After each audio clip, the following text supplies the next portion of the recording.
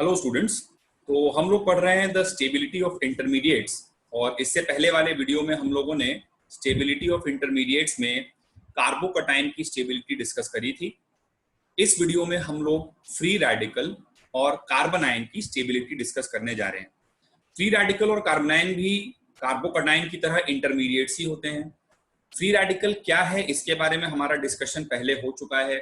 Free radical is like अ कार्बोकटाइन, लेकिन इसमें एक अनपेयर्ड इलेक्ट्रॉन होता है। ठीक है, तो जैसे कार्बोकटाइन sp2 हाइब्रिडाइज होता है, एक टिपिकल कार्बोकटाइन, और उसके पास एक वेकेंट ऑर्बिटल होता है एक टिपिकल कार्बोकटाइन में। लेकिन फ्री रेडिकल भी कार्बोकटाइन जैसा ही है, लेकिन कार्बोकटाइन नहीं है। ठीक है, मतलब स्ट्रक्चर वाइज, शेप वाइज जो है, इस कार्बन का भी हाइब्रिडाइजेशन sp2 है, लेकिन इसके पास वेकेंट ऑर्बिटल नहीं है, इसमें एक अनपेयर्ड इलेक्ट्रॉन प्रेजेंट होता है। ये बात हम लोग पहले से जानते हैं। ठीक है, तो फ्री रेडिकल एक इलेक्ट्रॉन डेफिशिएंट पार्टिकल है, इलेक्ट्रॉन्स की कमी है उसके पास। तो जितने भी इलेक्ट्रॉन रिलीजिंग इफेक्ट्स होंगे, जैसे कि +m +h +i, ये सब फ्री रेडिकल की स्टेबिलिटी को बढ़ाएंगे, और जितने भी इलेक्ट्रॉन विड्रॉइंग इफेक्ट्स होंगे, ये फ्री रेडिकल की स्टेबिलिटी को कम करेंगे। ठीक है, तो अगर आप चाहें तो अपनी कॉपीज में ये चीज नोट डाउन भी कर सकते हैं that electron releasing effects stabilise the free radical and electron withdrawing effects destabilise the free radical. ठीक है, तो अब जब फ्री रेडिकल की स्टेबिलिटी की बात होगी तो यहां पर हम लोग सिर्फ इलेक्ट्रॉनिक इफेक्ट्स ही कंसिडर करेंगे। यहां पर कोई डांसिंग रेजोनेंस वगैरह जैसी चीज नहीं आएगी, क्योंकि डांसिंग रेजोनेंस मैंने आपको पहले बताया सिर्फ साइक्लोप्रोपाइल मिथाइल कार्बोकटाइन में होता है, और यहां पर एरोमेटिक और एंटी एरोमेटिक वाला चीज भी नहीं आ पाएगा, क्योंकि एरोमेटिक या एंटी एरोमेटिक होने के लिए 4n+2 या 4n पाई इलेक्ट्रॉन्स होने चाहिए। जैसे एरोमेटिक के लिए 4n+2 और एंटी एरोमेटिक के लिए 4n पाई इलेक्ट्रॉन्स होने चाहिए। ठीक है, ये दोनों ही इवन नंबर्स आएंगे, लेकिन कभी भी किसी भी फ्री रेडिकल में इस अनपेयर्ड इलेक्ट्रॉन की वजह से ऑड नंबर ऑफ इलेक्ट्रॉन्स होते हैं। तो कोई भी फ्री रेडिकल कभी भी एरोमेटिक भी नहीं हो सकता है और एंटी एरोमेटिक भी नहीं हो सकता है। तो इसलिए हम लोग फ्री रेडिकल के केस में एरोमेटिसिटी या फिर एंटी एरोमेटिसिटी वाला फैक्टर हम लोग डिस्कस ही नहीं करेंगे। ठीक है, और डांसिंग रेजोनेंस भी डिस्कस नहीं करेंगे। ये सारी चीजें फ्री रेडिकल के केस में नहीं होती। तो अब ये बहुत ही आसान है, यहाँ पर सिर्फ और सिर्फ हमें कुछ क्वेश्चन कर लेने हैं जल्दी से प्रैक्टिस के लिए। और ऊपर वाले इफेक्ट्स का ऑर्डर ऐसा क्यों है ये तो आपको समझ में आ ही रहा होगा।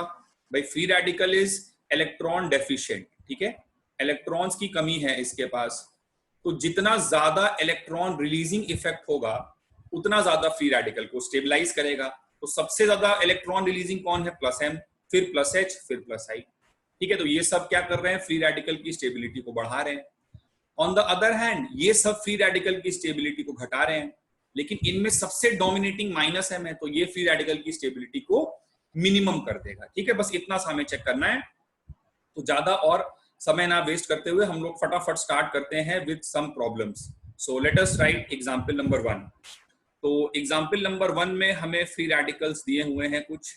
बेंजीन रिंग है और उससे लगा हुआ है OCH3।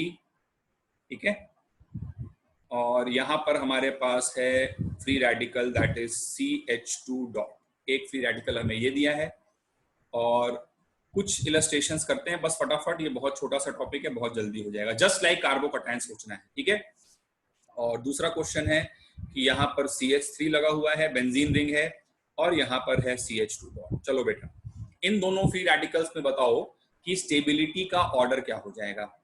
अब गौर करो, बेंजीन रिंग पे पैरा पोजीशन पर OCH3 लगा हुआ है, ऑक्सीजन के पास लोन पेयर प्रेजेंट है, तो ये इफेक्ट कौन सा लगा सकता है? +m।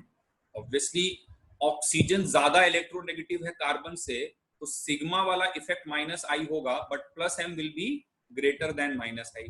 ठीक है, तो +m डोमिनेटिंग इफेक्ट है, हमेशा डोमिनेटिंग इफेक्ट से हमको डिसाइड करना है। और यहाँ पर पैरा पोजीशन पर एल्काइल ग्रुप CH3 लगा हुआ है, तो इसका इफेक्ट क्या होगा? इसका इफेक्ट +h होगा। ठीक है, तो ये फ्री रेडिकल स्टेबलाइज हो रहा है +m से, ये वाला फ्री रेडिकल स्टेबलाइज हो रहा है +h से, तो स्टेबिलिटी ऊपर वाले फ्री रेडिकल की ज्यादा हो जाएगी। ठीक है, तो बस जैसे कार्बोकटाइन की तरह सोचते थे एकदम वैसे सोच लेना है। कुछ प्रैक्टिस के लिए और एक दो इलस्ट्रेशंस मैं आप लोगों को करवाता हूँ। ठीक है, ऑलराइट स्टूडेंट्स, तो कुछ क्वेश्चंस मैंने आपके सामने पहले से ही लिख के रखे हुए हैं और इन सभी क्वेश्चंस में आपको क्या करना है कि जो भी फ्री रेडिकल्स दिए हुए हैं उनकी स्टेबिलिटी का ऑर्डर आपको बताना है। ठीक है, ये बात ध्यान रखते हुए कि फ्री रेडिकल एक इलेक्ट्रॉन डेफिशिएंट स्पीसीज है और उसकी स्टेबिलिटी बिल्कुल लगभग कार्बोकैटायन जैसी ही सोची जाती है। बस डिफरेंस एक दो चीजों का है कि डांसिंग रेजोनेंस वाला कोई केस नहीं है और एरोमेटिक और एंटी एरोमेटिक वाला कोई केस नहीं है। ठीक है, तो आइए फटाफट स्टार्ट करते हैं। क्वेश्चन नंबर 2 को देखते हैं। क्वेश्चन नंबर 2 में ये फ्री रेडिकल हमें दिख रहा है, ठीक है, और एक फ्री रेडिकल हमें ये दिख रहा है। तो भाई इन दोनों में डिफरेंस क्या है?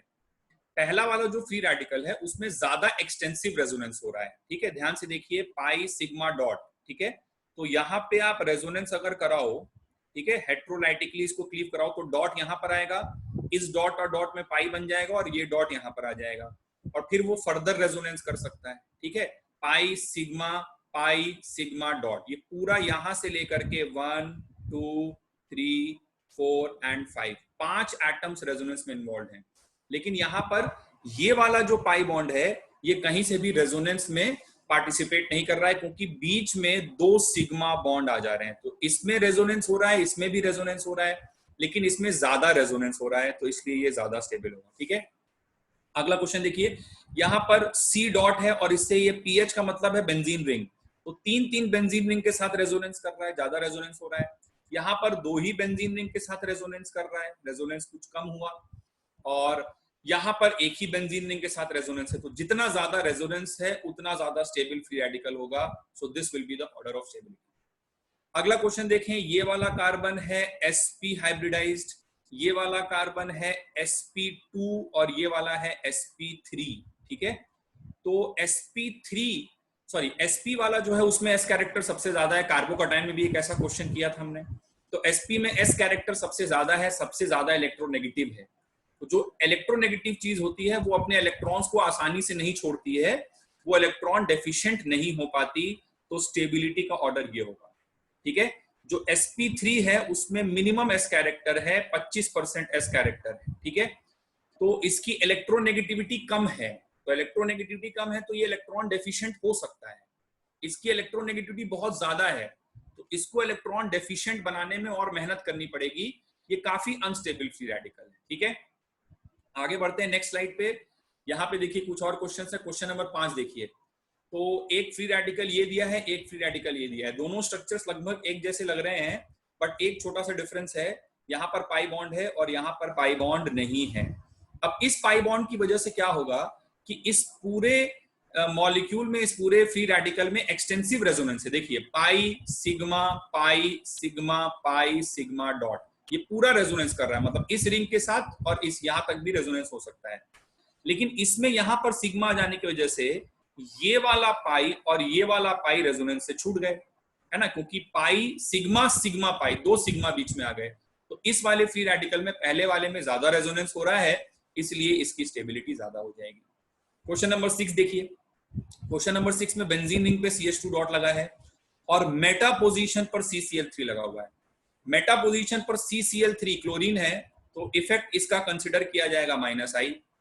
यहां पर पैरा पोजीशन पर CCl3 है, पैरा पोजीशन पर CCl3 reverse of hyper conjugation show कर सकता है, इसका इफेक्ट कंसिडर किया जाएगा -H। यहां पर पैरा पे आइसोप्रोपाइल है, एक हाइड्रोजन यहां पर है, तो इसका इफेक्ट कंसिडर किया जाएगा +H और यहां पर तो कुछ नहीं है। ठीक है, नो इफेक्ट। तो अब स्टेबिलिटी की बात अगर करें तो सबसे ज्यादा स्टेबिलिटी नंबर 1 इसकी हो जाएगी क्योंकि +H लग रहा है। नंबर 2 पे स्टेबिलिटी इसकी हो जाएगी, कोई इफेक्ट नहीं लग रहा है। इन दोनों में -I और -H है, तो -I रिलेटिवली कम डिस्टेबलाइज करेगा क्योंकि वो वीकर इफेक्ट है, इलेक्ट्रॉन विड्रॉइंग है। ठीक है, तो नंबर 3 पे स्टेबिलिटी इसकी आएगी और -H है तो नंबर 4 पर स्टेबिलिटी इसकी आएगी। सबसे डोमिनेटिंग इफेक्ट यहाँ पे लग रहा है। ठीक है, एक लास्ट क्वेश्चन और देखते हैं जल्दी से।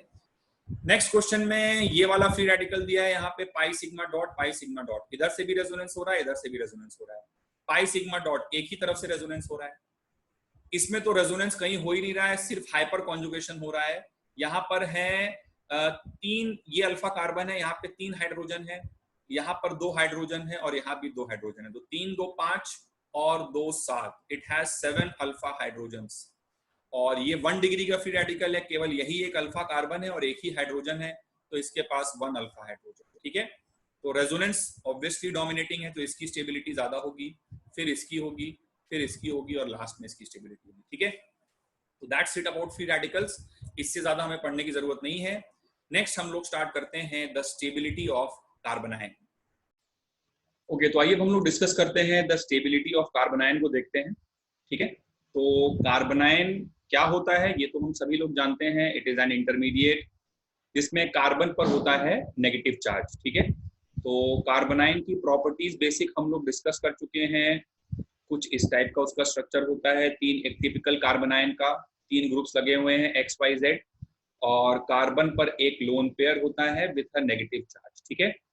और यहाँ पर जो कार्बन का एटम है वो sp3 हाइब्रिडाइज्ड है, it is sp3 hybridised, negative charge होता है कार्बन आयन पे, sp3 हाइब्रिडाइज्ड है, और शेप इसका पिरामिडल होता है, बिल्कुल अमोनिया जैसा ही है ना। तो अमोनिया का भी स्ट्रक्चर ऐसा ही होता है, अमोनिया में नाइट्रोजन पे लोन पेयर होता है तो नेगेटिव चार्ज नहीं होता, लेकिन कार्बन पे लोन पेयर आता है तो नेगेटिव चार्ज आ जाता है। बेसिक प्रॉपर्टीज हमें कार्बन आयन की मालूम है, ठीक है। तो इसका shape it is pyramidal in nature, right, pyramidal in nature, right. तो अब क्या है कि यहाँ पे हम लोग को बेटा डिस्कस करना है the stability order of carbon ion, ठीक है। तो अब देखो कार्बन आयन की स्टेबिलिटी किन फैक्टर्स पे डिपेंड करेगी। कार्बन आयन एक नेगेटिवली चार्ज पार्टिकल है, तो नेगेटिवली चार्ज अगर पार्टिकल है तो इलेक्ट्रॉन विड्रॉइंग इफेक्ट से ये स्टेबिलाईज होगा। जितने ज्यादा इलेक्ट्रॉन खींचने वाले इफेक्ट होंगे वो इसके नेगेटिव चार्ज को स्पेस में फैला देंगे, चार्ज डिस्पर्स होगा, और चार्ज अगर डिस्पर्स होगा तो इससे स्टेबिलिटी बढ़ जाएगी। तो carbanion is stabilised by electron withdrawing effects. अब जी इलेक्ट्रॉन विड्रॉइंग में सबसे डोमिनेटिंग इफेक्ट कौन सा है, वो है -m। तो -m से सबसे ज्यादा स्टेबिलिटी बढ़ेगी, फिर इसके बाद -h, फिर इसके बाद -i। तो ये सब स्टेबलाइजिंग इफेक्ट्स हो गए, ठीक है। अच्छा, फिर अगर इफेक्ट्स इलेक्ट्रॉन रिलीजिंग हुए, मान लो ये ग्रुप्स इलेक्ट्रॉन रिलीज कर रहे हैं, ठीक है, तो इसकी स्टेबिलिटी को कम करेंगे, ठीक है। अब जो सबसे मिनिमम इलेक्ट्रॉन रिलीजिंग है वो कौन है, +i, फिर उसके बाद +h, और लास्ट में फिर आएगा +m। +m अगर लग रहा होगा तब तो बहुत ही ज्यादा इलेक्ट्रॉन रिलीजिंग है, जिससे स्टेबिलिटी बहुत कम हो जाएगी। लेकिन इन सब के पहले, आपको मैं पहले कई बार बता चुका हूं, सबसे ऊपर क्या रहेगा, एरोमेटिक। एरोमेटिक अगर कहीं ऑर्गेनिक में आ जाता है तो उसकी स्टेबिलिटी बहुत ज्यादा हो जाती है। और लास्ट में आएगा एंटी एरोमेटिक, क्योंकि एंटी एरोमेटिक अगर हो गया तो उसकी स्टेबिलिटी बहुत कम होगी। डांसिंग रेजोनेंस यहाँ पे होगा नहीं, डांसिंग रेजोनेंस में पहले भी आपको बता चुका हूँ, ठीक है। तो ये है एक brief summary regarding the stability of carbon ion. और बात को और अच्छे से समझने के लिए हम लोग अब सीधे कुछ क्वेश्चन करना चालू करते हैं, इलस्ट्रेशन देते हैं, जिससे कार्बन आयन की स्टेबिलिटी हम और अच्छे से समझ पाए। ये इसी ऑर्डर में हमको इफेक्ट्स देखने हैं, और ये कोई याद करने वाली बात नहीं है, बहुत लॉजिकल सी चीजें हैं सब सारी की सारी, ठीक है। तो चलो आओ फटाफट, let's practise some problems. Let's start with problem number 1।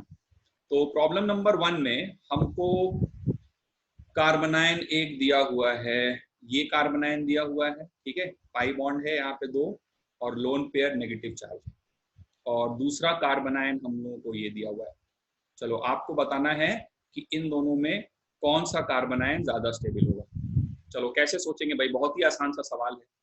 यहाँ पर देखिए टोटल रेजोनेंस हो रहा है 6 पाई इलेक्ट्रॉन्स है, so this is an aromatic system. यहाँ पे 4 पाई इलेक्ट्रॉन्स है, this is an anti aromatic system. कोई दुविधा की बात नहीं है, पहला वाला कार्बन आयन सीधे सीधे ज्यादा स्टेबल हो जाए, ठीक है। चलो कुछ और इलस्ट्रेशन देते हैं। Let's take illustration number 2। Illustration number 2 है बेंजीन रिंग पे चले आते हैं। तो बेंजीन रिंग है, जल्दी से उसको ऐसे बना देते हैं, और यहाँ पर लगा हुआ है CH2-, और पैरा पोजीशन पर लेट्स से लगा हुआ है C double bond O and H, ठीक है। और दूसरा एक और कार्बन आयन दिया हुआ है, again we have a benzene ring, ठीक है। तो इसको थोड़ा ठीक से बना देते हैं, we have a benzene ring, और इस बेंजीन रिंग में लगा हुआ है CH2-, और मेटा पोजीशन पर लगा हुआ है C डबल बॉन्ड O और H, ठीक है। तो ये 2 कार्बन आयंस हमको दिए हुए हैं। अब C double bond O group का कैसा इफेक्ट होता है, C double bond O group show करता है -m इफेक्ट, लेकिन वो -m का फायदा कार्बनाइन को तभी पहुंचेगा जब वो ऑर्थो या पैरा पोजीशन पर प्रेजेंट हो।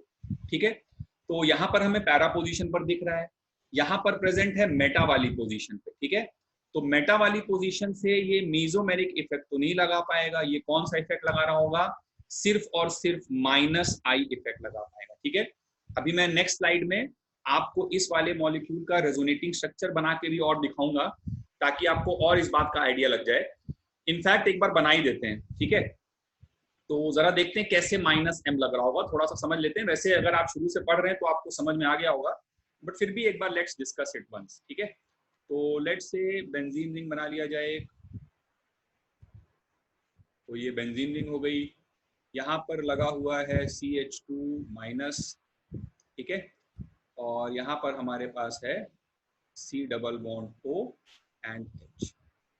अब ये अगर मेटा पोजीशन पर है तो ये माइनस एम अपना कार्बनाइन को फायदा पहुंचा सकता है। कैसे, देखो इसका रेजोनेटिंग स्ट्रक्चर जरा बनाते हैं। तो रेजोनेटिंग स्ट्रक्चर कैसे बनेगा भाई, यहाँ पर देखिए X डबल बॉन्ड Y वाली रेजोनेंस है, तो Y मोर इलेक्ट्रोनेगेटिव, ऑक्सीजन ज्यादा इलेक्ट्रोनेगेटिव है, तो इस पाई को मैं ऑक्सीजन की तरफ ले जाऊंगा और ये वाला पाई कार्बन के पास आ जाएगा। तो इससे मेरा पहला रेजोनेटिंग स्ट्रक्चर बना, उसको बना लेते हैं एक बार जल्दी से। तो वो रेजोनेटिंग स्ट्रक्चर कैसा बन जाएगा भाई, यहाँ पे पाई आ गया, यहाँ पर पाई आ गया, ये हो गया O माइनस H, इधर पे आ गया प्लस चार्ज, और यहाँ पर पाई बॉन्ड लगा हुआ है, और इधर है CH2 कार्बन पे लोन पेयर नेगेटिव चार्ज। ठीक है, चलो बेटा एक रेजोनेटिंग स्ट्रक्चर और बना लेते हैं। एक और रेजोनेटिंग स्ट्रक्चर अगर हम बनाएंगे, आगे वाला इसका नेक्स्ट रेजोनेटिंग स्ट्रक्चर बनाएंगे, तो उसमें क्या करेंगे, इस पाई को इधर डिस्प्लेस करा देते हैं। तो देखो क्या रेजोनेटिंग स्ट्रक्चर बन जाएगा, यहाँ पर आ जाएगा पाई, यहाँ पर आ जाएगा पाई, ये डबल बॉन्ड लगा हुआ है, C single bond O minus है यहाँ पर। ठीक है, और दिस इज H, राइट। तो यहाँ पर आ जाएगा हमारे पास CH2 माइनस, और यहाँ पर प्लस चार्ज आ जाएगा। ठीक है, तो अब देखिए आई होप आपको यहाँ से मेरी बात समझ में आ गई होगी कि मैं क्या बताना चाह रहा हूँ। तो अगर ये माइनस एम वाला जो भी ग्रुप है, जैसे यहाँ पे तो C डबल बॉन्ड O का एग्जाम्पल लिया हुआ है, माइनस एम वाला जो भी ग्रुप है वो कार्बनाइन को फायदा तभी पहुंचा पाएगा जब वो कार्बनाइन के रिस्पेक्ट में ऑर्थो या पैरा पोजीशन पर हो। क्योंकि अगर वो पैरा पोजीशन पर है, देखिए अब ये C डबल बॉन्ड O जो बेंजीन रिंग के साथ रेजोनेंस कर रहा है, तो ये प्लस यहाँ पे आया ऑर्थो पर, फिर इसके बाद रेजोनेंस करके गया पैरा पर, और फिर मान लो अगला रेजोनेटिंग स्ट्रक्चर अगर बना दो, इस पाई को इधर ले जाओ, तो वापस से पैरा पर प्लस आएगा। ठीक है, अब देखो यहां से फायदा क्या हो रहा है कि अभी इसी वाले रेजोनेटिंग स्ट्रक्चर पे अगर हम लोग रुकें, तो ये कार्बनाइन जहां पे कार्बन पर नेगेटिव चार्ज है लोन पेयर, उसके जस्ट सामने पॉजिटिव आ रहा है, वेकेंट आ रहा है, तो ये लोन पेयर अपना यहाँ पर डाल के रेजोनेंस कर सकता है। तो ये जो भी माइनस एम वाला ग्रुप है, इसका फायदा बिल्कुल कार्बोकटाइन जैसा ही है, बेंजीन रिंग में मीजोमेरिक इफेक्ट ऑर्थो या पैरा पोजीशन पर अप्लाई होगा। ठीक है, तो ऑर्थो या पैरा पोजीशन पर अगर है, तब वो अपने माइनस एम का फायदा कार्बनाइन को पहुंचा सकता है। तो वापस से एक बार पिछले वाले क्वेश्चन पे आ जाते हैं। तो यहाँ पर C डबल बॉन्ड OH वाला जो ग्रुप था, ये पैरा पोजीशन पर प्रेजेंट था, और यहाँ पर मेटा पोजीशन पर प्रेजेंट है। तो मेटा पर तो ये खाली माइनस आई इफेक्ट, इसका जो सिग्मा इलेक्ट्रॉन से लगा रहा है वो वाला इफेक्ट अप्लाई करेगा। तो बेटा किसकी स्टेबिलिटी ज्यादा हो जाएगी, पहले वाले की स्टेबिलिटी विल बी मोर। ठीक है, तो कुछ और इलस्ट्रेशंस लेते हैं। This was example number, just a minute, हाँ अगली स्लाइड पे आ जाते हैं, एग्जाम्पल नंबर 3 देखते हैं। ठीक है, तो एग्जाम्पल नंबर 3 देखो क्या है। एग्जाम्पल नंबर 3 में हमको दिया हुआ है बेंजीन रिंग है। ठीक है, बेंजीन रिंग पे लगा है CH2 माइनस, और इससे लगा हुआ है NO2 ग्रुप। ठीक है, NO2 ग्रुप लगा है। दूसरा एक कार्बनाइन और दिया है, बेंजीन रिंग है, CH2 कार्बन पे लोन पेयर माइनस, और यहाँ लगा हुआ है C double bond OH group. सिर्फ क्वेश्चन ही करना है इस पे हमको, है ना। और अगला एक और कार्बनाइन है, बेंजीन रिंग है, CH2 और माइनस, और यहाँ पे मेटा पोजीशन पर लगा हुआ है C डबल बॉन्ड OH। चलो आपको क्या करना है, फटाफट इन सब कार्बन आयन्स की स्टेबिलिटी का ऑर्डर बताना है। चलो सोचो जल्दी से क्या हो जाएगा। यहाँ पे पैरा पर है तो इफेक्ट लगाएगा -m, यहाँ पर पैरा पे है इफेक्ट लगाएगा -m। ऑब्वियसली NO2 का -I भी होगा लेकिन डोमिनेटिंग इफेक्ट -m। और यहाँ पर मेटा पर है तो इफेक्ट लगाएगा सिर्फ और सिर्फ -I। तो इन दोनों की तो स्टेबिलिटी ज्यादा होगी। अब इन दोनों में भी NO2 का -m ज्यादा होता है। -m वाली लिस्ट में सबसे पहले याद करो NO2 आता था, ठीक है। और -m की लिस्ट बिल्कुल -I जैसी होती है, तो मतलब लगभग उसी ऑर्डर में रहती है। तो इसका -m सबसे ज्यादा है तो इसकी स्टेबिलिटी ज्यादा होगी, फिर इसकी होगी, फिर इसकी, ठीक है। और कुछ इलस्ट्रेशंस लेते हैं। एग्जाम्पल नंबर 4 के बारे में बात करते हैं। कुछ क्वेश्चंस मैं लिख देता हूँ, उनको आप सॉल्व करिए। चलिए, तो ये कुछ क्वेश्चंस हैं आपके सामने। इन सभी में हम लोगों को कार्बोनाइन की स्टेबिलिटी चेक करनी है, ठीक है। तो सभी इफेक्ट्स आपको मालूम है बेसिकली क्या लगते हैं, बस फटाफट इनका एक्सप्लेनेशन देखते हैं और आंसर देखते हैं जल्दी जल्दी। तो क्वेश्चन नंबर 4 में ये बेंजीन रिंग है, बेंजीन रिंग से लगा हुआ है CH2-। आप चाहें तो वीडियो को पॉज करके एक बार खुद से भी क्वेश्चंस को सॉल्व कर सकते हैं, ठीक है।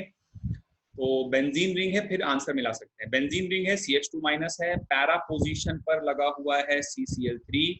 CCl3 का इफेक्ट होता है -H, ठीक है। बेंजीन रिंग है और CH2- है, मेटा पोजीशन पर लगा हुआ है CCl3। मेटा पोजीशन पर अगर CCl3 है तो सिर्फ और सिर्फ -I लगाएगा। -H भी एक प्रकार का रेजोनेंस ही है, आप रेजोनेटिंग स्ट्रक्चर बना के सोच सकते हो। इसका भी -I लग रहा होगा लेकिन डोमिनेटिंग इफेक्ट -H होगा, ठीक है। तो क्या हो जाएगा भाई, स्टेबिलिटी का ऑर्डर जहां -H लग रहा है वो ज्यादा विड्रॉइंग है तो उसकी स्टेबिलिटी ज्यादा हो जाएगी। क्वेश्चन नंबर 5 में आते हैं। पैरा पोजीशन पर लगा हुआ है C double bond OH which is a -M group. -I भी है लेकिन -M ग्रेटर देन -I है। पैरा पोजीशन पर लगा हुआ है CCl3 which is a -H group. -I भी है लेकिन -H ग्रेटर देन -I है। तो यहाँ पर डोमिनेटिंग इफेक्ट -H है, यहाँ पर डोमिनेटिंग इफेक्ट -M है। -M एक ज्यादा विड्रॉइंग इफेक्ट है तो पहले वाले की स्टेबिलिटी दूसरे से ज्यादा हो जाएगी। क्वेश्चन नंबर 6 में आते हैं। यहाँ पे तो बेंजीन रिंग नहीं है, ठीक है, और कोई रेजोनेंस वगैरह नहीं हो रहा है, तो यहाँ पे सिर्फ और सिर्फ फ्लोरीन का कौन सा इफेक्ट लग रहा होगा, -I। और यहाँ पर भी फ्लोरीन का कौन सा इफेक्ट लग रहा होगा, -I। तो यहाँ भी -I है, यहाँ भी -I है, लेकिन -I होता है डिस्टेंस डिपेंडेंट। -I या +I जो भी है, तो इंडक्टिव इफेक्ट डिस्टेंस डिपेंडेंट होता है। तो यहाँ पर फ्लोरीन ज्यादा पास में है तो ज्यादा विड्रॉइंग होगा, तो इसकी स्टेबिलिटी ज्यादा हो जाएगी, ठीक है। क्वेश्चन नंबर 7 में देखिए। पैरा पर लगा हुआ है C double bond OH -M greater than -I। Meta पर लगा हुआ है CCl3 ओनली -I। मेटा पर लगा हुआ है CF3 ओनली -I, ठीक है। वैसे भी CF3 का तो -I होता है, -H तो खाली CCl3 का हो सकता है, ठीक है। तो अब बताइए भाई क्या हो जाएगा स्टेबिलिटी का ऑर्डर। तो -M की स्टेबिलिटी सबसे ज्यादा होगी नंबर 1 पे। अब यहाँ पर फ्लोरीन की वजह से -I है, यहाँ पे क्लोरीन की वजह से -I, ठीक है। Fluorine is more electronegative, fluorine ज्यादा इलेक्ट्रोनेगेटिव है तो ज्यादा विड्रॉइंग होगा, तो इसका -I ज्यादा होगा, तो सेकंड नंबर पे स्टेबिलिटी इसकी होगी और थर्ड नंबर पे स्टेबिलिटी इसकी हो जाएगी, ठीक है। कुछ और क्वेश्चन देता हूं आपको प्रैक्टिस के लिए। ओके स्टूडेंट्स, तो देखिए ये कुछ क्वेश्चन आपके सामने हैं और क्वेश्चन नंबर 8 से स्टार्ट करते हैं। आप वीडियो को पॉज करके एक बार चाहे तो इसे खुद से भी अटेम्प्ट करें। तो बेंजीन रिंग है, मेटा पोजीशन पर CH3 लगा हुआ है, इफेक्ट मेरे साथ साथ सोचते जाइए। बेंजीन रिंग मेटा पे CH3 है, इफेक्ट हो गया +I। बेंजीन रिंग है, ये CH2- है, मेटा पर CCl3 है, इफेक्ट हो गया -I।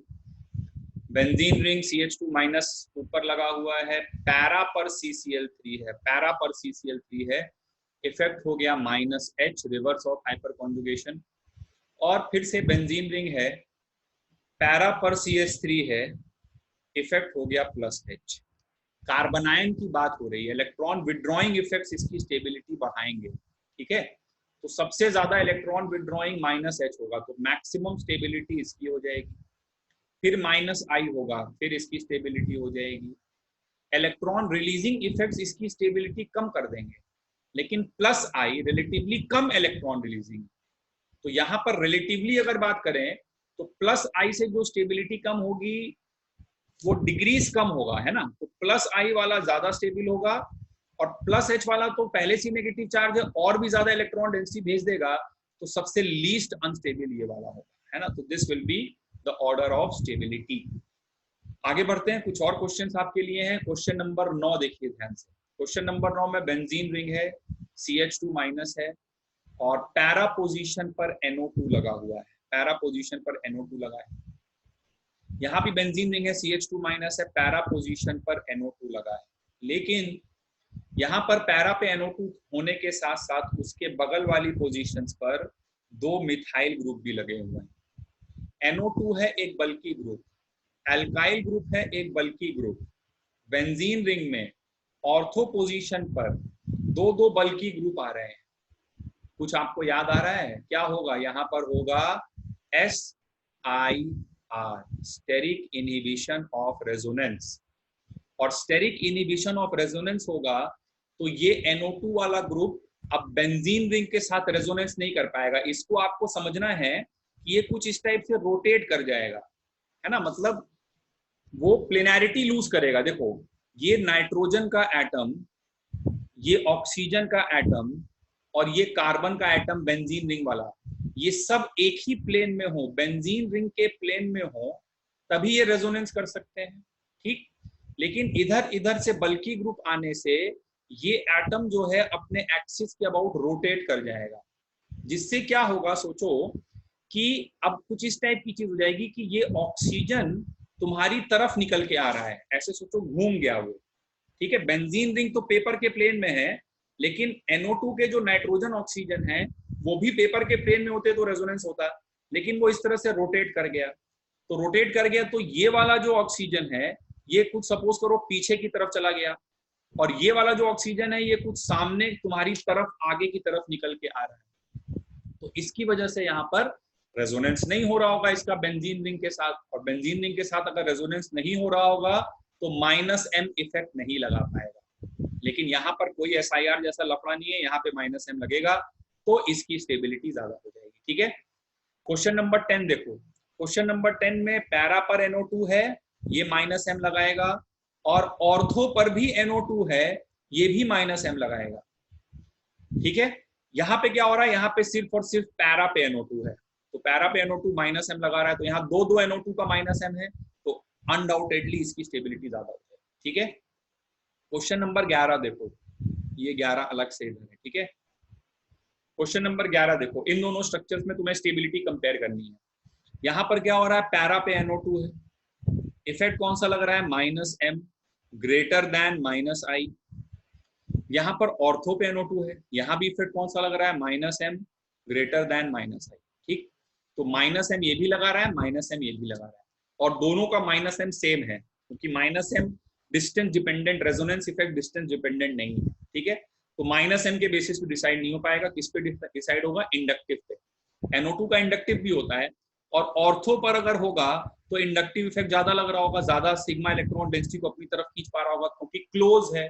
पैरा पे तो बहुत ज्यादा दूर हो गया है, तो यहाँ पे तो इंडक्टिव इफेक्ट वीक हो जाएगा, तो ज्यादा स्टेबिलिटी किसकी होगी? सेकंड वाले की स्टेबिलिटी ज्यादा होगी, ठीक है। आगे बढ़ते हैं।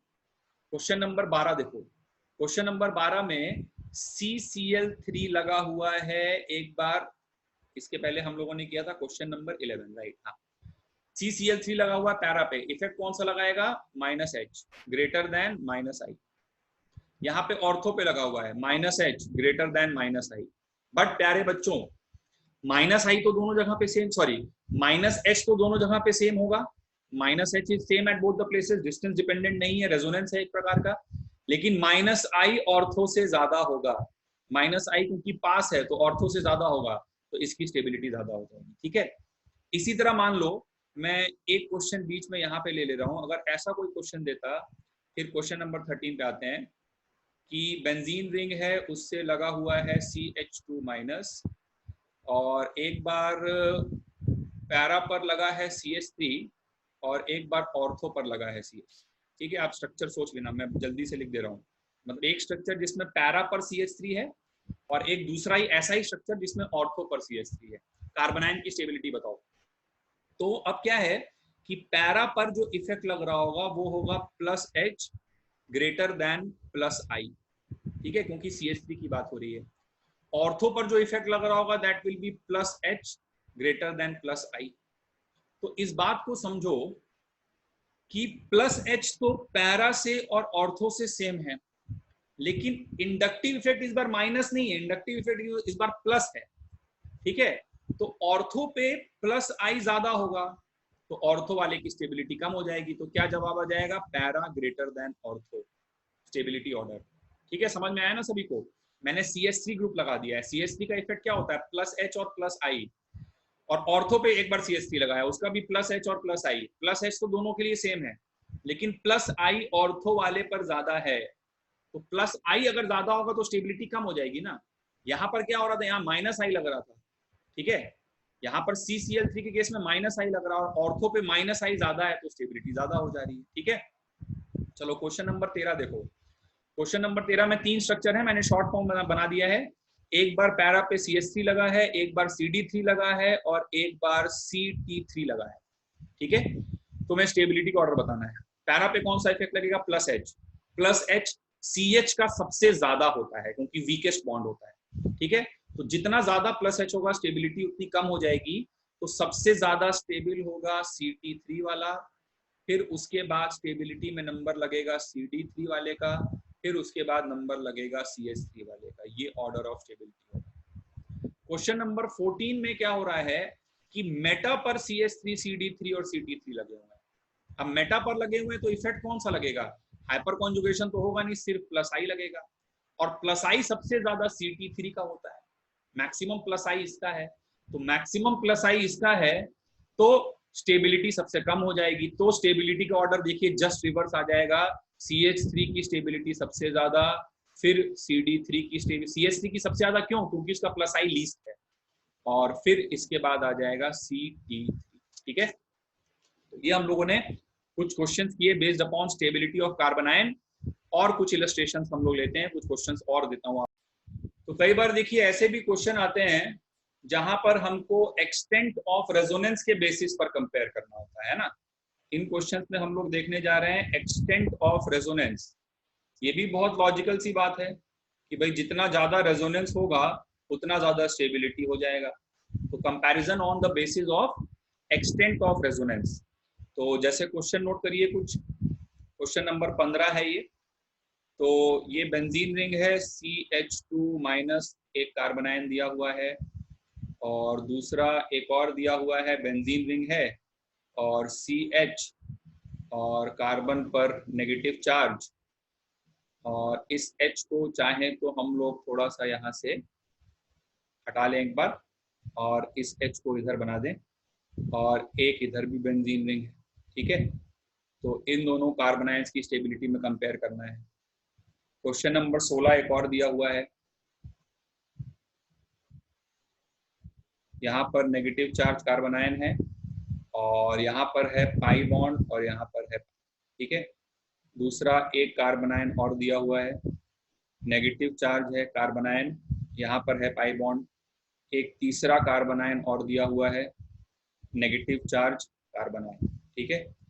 कोई पाई बॉन्ड वगैरह यहाँ पर नहीं है। इन तीनों कार्बन आयंस की स्टेबिलिटी कंपेयर करनी है। तो बहुत ही आसान सवाल है, एक्सटेंट ऑफ रेजोनेंस के बेसिस पे आप आराम से कंपेयर कर सकते हो। ये कार्बन आयन इस बेंजीन रिंग के साथ रेजोनेंस कर रहा है, ये कार्बन आयन इस बेंजीन के साथ और इस दो जो जगह रेजोनेंस कर रहा है। तो जितना ज्यादा रेजोनेंस हो रहा है उतना ज्यादा स्टेबल कार्बन आयन होगा। So this will be more stable. यहाँ पे pi pi sigma pi sigma lone pair, ये पूरा यहाँ तक रेजोनेंस कर रहा है, इतना पूरा सिस्टम रेजोनेंस कर रहा है यहाँ से लेके यहाँ तक। यहाँ पर एक ही पाई बॉन्ड के साथ रेजोनेंस है और यहाँ पे कोई रेजोनेंस नहीं है। तो सबसे ज्यादा स्टेबल होगा ये, फिर इसके बाद ये, ठीक है। आगे बढ़ते हैं, नेक्स्ट क्वेश्चन नंबर 17 देखते हैं, related to stability of carbanion. कुछ और क्वेश्चंस आपको एक दो कराते हैं जहां पर हमें कंपेयर करना हो on the basis of resonance, ठीक है। तो लेट्स से जैसे मान लीजिए कि एक कार्बन आयन आपको दिया हुआ है double bond O, double bond O, और यहाँ पे नेगेटिव चार्ज, ठीक है। एक दूसरा कार्बनायन दिया हुआ है डबल बॉन्ड O और यहाँ पे नेगेटिव चार्ज। इन दोनों की स्टेबिलिटी आपको कंपेयर करनी है। Question number 18। क्वेश्चन नंबर 18 कभी कभी ऐसे भी क्वेश्चन होते हैं जब हम लोगों को on the basis of hybridisation compare करना हो, ठीक है। तो हाइब्रिडाइजेशन के बेसिस पर हम लोगों ने कार्बोकटायन में कंपेयर करना सीखा था। कार्बनायन में क्या होगा, बात जस्ट रिवर्स हो जाएगी। जैसे फॉर एग्जांपल मान लीजिए कार्बनायन है HC triple bond C negative, एक कार्बनायन ये है। दूसरा कार्बनायन है CH2 double bond CH, carbon पे lone pair negative charge.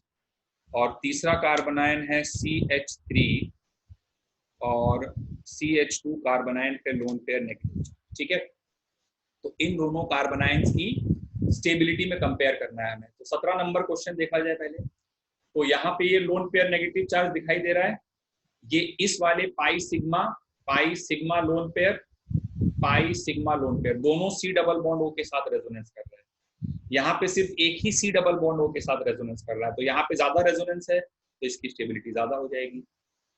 18 number देखिए, this carbon is sp, this carbon is sp2 and this carbon is sp3। Negative charge यहाँ पे आया है, तो ये ज्यादा S कैरेक्टर ज्यादा इलेक्ट्रोनेगेटिव है, तो ज्यादा इलेक्ट्रोनेगेटिव पे नेगेटिव चार्ज ज्यादा स्टेबल होगा। So this will be the stability order. चलिए, तो टॉपिक को खत्म करते करते लास्ट में एक दो क्वेश्चन और देखते हैं। ये दो कार्बनायन है 19 नंबर में। अब देखिए, गौर से देखिए। अच्छा, पहले तो ये जो कार्बनायन है इसमें ये मत बोलिएगा कि सर ये एरोमेटिक है, ये एरोमेटिक बेंजीन रिंग है, इस नेगेटिव चार्ज का एरोमेटिसिटी से कोई लेना देना नहीं है, ठीक है। तो ये कार्बन के एटम का हाइब्रिडाइजेशन sp2 है और इस कार्बन के एटम का हाइब्रिडाइजेशन sp3 है। sp2 में S कैरेक्टर ज्यादा है, ज्यादा इलेक्ट्रोनेगेटिव है, इसलिए उस पे नेगेटिव चार्ज की स्टेबिलिटी ज्यादा होगी। ये वाला कार्बनायन में रेजोनेंस हो रहा है पाई सिग्मा लोन पेयर और इसमें भी हो रहा है पाई सिग्मा लोन पेयर, तो दोनों में रेजोनेंस लग रहा है, -m इफेक्ट हो रहा है। लेकिन यहाँ पे -m किसका है, NO2 का -m, ठीक है। और यहाँ -m किसका है, C double bond OH aldehyde का है। तो NO2 का -m स्ट्रॉन्गर होता है, ज्यादा विड्रॉइंग ग्रुप है, तो इसकी स्टेबिलिटी ज्यादा होती है, ठीक है। तो काफी सारे क्वेश्चन हम लोगों ने किए based upon stability of carbanion, and that completes our topic of stability of intermediates. 2-3 intermediates और हैं जैसे कि कार्बीन, नाइट्रीन और बेंजाइन, बट उनके बारे में अभी चर्चा हम लोग को नहीं करना है। थोड़ा सा मैं आपको नेक्स्ट वीडियो में उन इंटरमीडिएट्स के बारे में बस एक ब्रीफ आइडिया दे दूंगा, और वैसे भी वो इंटरमीडिएट ज्यादा कॉमन नहीं है। हमको अपनी पढ़ाई में मेनली कार्बोकटायन, कार्बनायन और फ्री रेडिकल की जरूरत पड़ने वाली है, ठीक है। तो इनकी स्टेबिलिटी समझना हम ढंग से सीख चुके हैं, काफी सारे इलस्ट्रेशंस हमने किए हैं, और मिलेंगे हम लोग नेक्स्ट वीडियो में जहाँ पे बाकी इंटरमीडिएट्स के बारे में एक ब्रीफ डिस्कशन, बस आइडिया आपको दे देंगे और बाकी उनके बारे में डिटेल में आगे चल के बात होगी, ठीक है। Till then, take care, have a nice time and keep watching the videos.